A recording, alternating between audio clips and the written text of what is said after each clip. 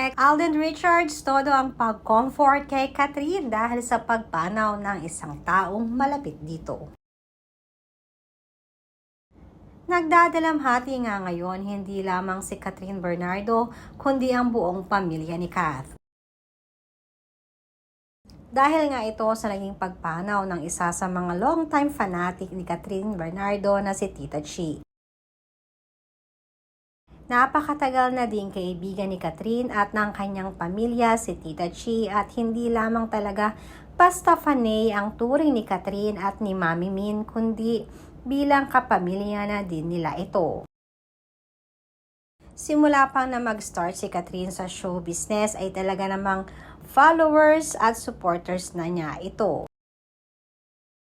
Sinasabing sobra ang naging kalungkutan ni Catherine sa pagkawala nito kaya naman ayon rin sa aming source ay todo naman ang naging pag-comfort ni Alden kay Catherine Bernardo.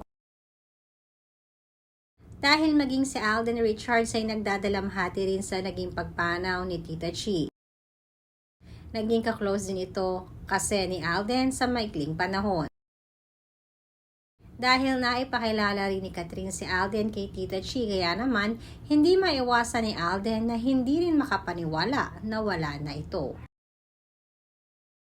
Ayon na rin sa aming source ay kaagad namang tumawag si Alden kay Catherine upang i-check at i-make sure na okay lamang ito.